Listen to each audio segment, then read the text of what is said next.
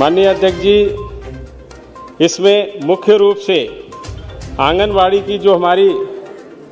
बहनें होती हैं उनसे अवैतनिक कार्यकर्ता के रूप में काम करने की अपेक्षा की जाती है। साथ ही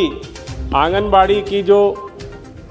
सहायिका और आंगनवाड़ी की कार्यकर्ता होती हैं उनकी नियुक्ति भर्ती सहित स्कीम के कार्यान्वयन संबंधित सभी मसले राज्य की सरकारों के द्वारा तय किए जाते हैं, जो जिला स्तर पर और उसके बाद ब्लॉक स्तर पर उनकी समीक्षा के साथ वो काम पूरे किए जाते हैं। निश्चित रूप से आंगनबाड़ी की जो हमारी सहायिका हैं वो बहुत मेहनत कर रही हैं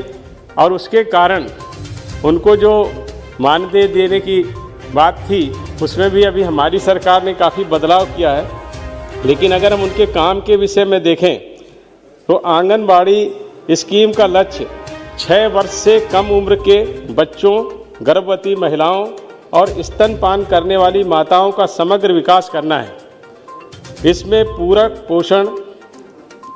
सकल स्कूल के पूर्व की जो अनौपचारिक शिक्षा है उसके साथ साथ पोषण और स्वास्थ्य शिक्षा, टीकाकरण, स्वास्थ्य जांच और रेफरल सेवाओं के जो पैकेज प्रदेश सरकार और केंद्र सरकारों के द्वारा लोगों के ज़रूरत के लिए बनाए जाते हैं, उसमें उन आंगनवाड़ी की बहनों की बहुत बड़ी भूमिका होती है। वास्तव में पूरी दुनिया में 2030 तक जो सस्टेनेबल गोल प्राप्त करने के लिए प्रत्येक देश ने अपना लक्ष्य निर्धारित किया है, उसमें शिक्षा और स्वास्थ्य हमारे देश के लिए बहुत महत्वपूर्ण है। और चूंकि ये हमारा देश गांवों का देश है और यहाँ पर गांवों तक शिक्षा के लिए लोगों को जागरूक करना और पोषण के प्रति लोग जागरूक हों, संवेदनशील हों और समय पर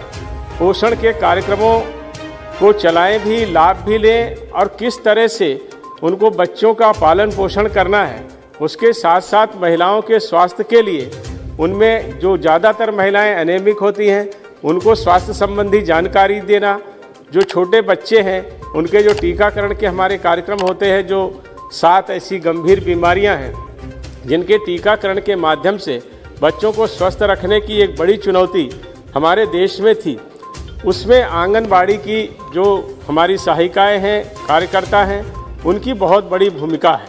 और निश्चित रूप से जिस तरह से वो 6 ये काम कर रही हैं, हमारी जो पहले हमारी सरकारें थी उस समय बहुत विशेष ध्यान इस पर नहीं जा पाया, क्योंकि उस समय ऐसी बात भी नहीं थी। लेकिन 2018 में आंगनवाड़ी केंद्रों की जो सहायिकाएँ थीं उनका प्रतिमाह मानदेय 3000 से बढ़ा के 4500 रुपया किया गया है। उसके साथ ही साथ हमारी जो सहायिकाएँ होती हैं उनको 2250 रुपया जो मिलता था, जो 2250 उसको 3500 रुपया किया गया है। साथ ही साथ सरकार ने अन्य अनेक तरह के मानदेय भी आंगनबाड़ी की कार्यकर्ताओं को देने का